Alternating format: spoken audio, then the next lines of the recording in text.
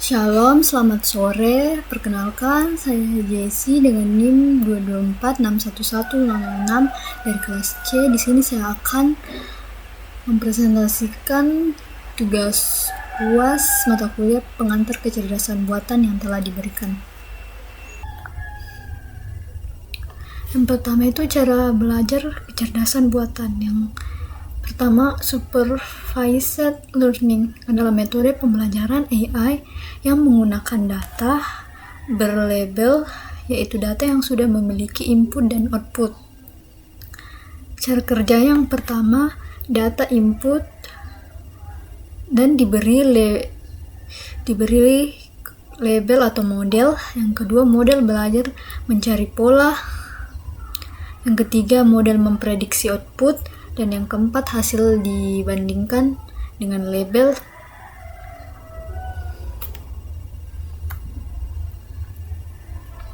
Yang kedua itu cara belajar unsupervised learning adalah metode pembelajaran AI yang menggunakan data tanpa label. Sistem tidak diberi jawaban benar tetapi diminta untuk menemukan pola atau struktur data secara mandiri. Cara belajarnya yang pertama itu data mentah dimasukkan ke dalam sistem. Kedua, sistem menganalisis kemiripan antara data. Ketiga, data dikelompokkan berdasarkan pola tertentu. Dan yang keempat, terbentuk kluster atau struktur tersembunyi. Yang ketiga itu reinforcement learning adalah metode pembelajaran AI yang berbasis interaksi dengan lingkungan, di mana agen belajar melalui reward atau hadiah dan penalti atau hukuman. Model tidak diberi data jawaban tetapi belajar dari pengalaman. Cara belajarnya itu yang pertama, agen memiliki aksi. Kedua, lingkungan merespon. Ketiga, agen menerima reward atau penalti.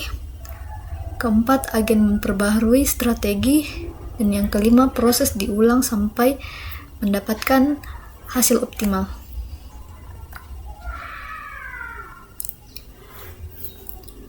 Metrik performa metode pembelajaran AI. Yang pertama itu metrik supervised learning. Akurasi mengukur merupakan presentasi prediksi yang benar dibandingkan total data. Kelebihannya itu mudah dipahami, contoh untuk data seimbang. Adapun kekurangannya itu tidak cocok untuk data tidak seimbang.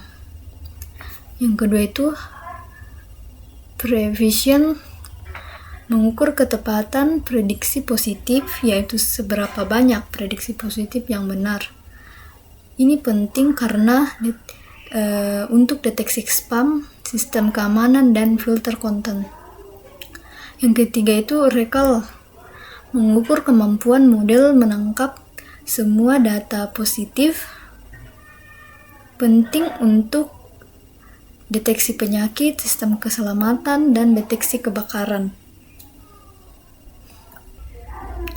Yang kedua itu metrik unsupervised learning. Yang pertama itu Silhouette score, mengukur seberapa baik data dikelompokkan. Nilainya itu antara -1 sampai 1, dan semakin tinggi nilainya maka semakin baik klusternya. Selanjutnya ada Device Building Index, mengukur jarak antar kluster. Nilainya kecil menunjukkan kluster yang lebih baik digunakan untuk evaluasi clustering. Terakhir itu matrix reinforcement learning. Yang pertama itu cumulative reward, total reward atau hadiah yang diperoleh agen, dan mengukur performa jangka panjang. Average reward ini mengukur seberapa besar hadiah yang diharapkan berlangka dalam jangka panjang tanpa pedulikan waktu spesifik.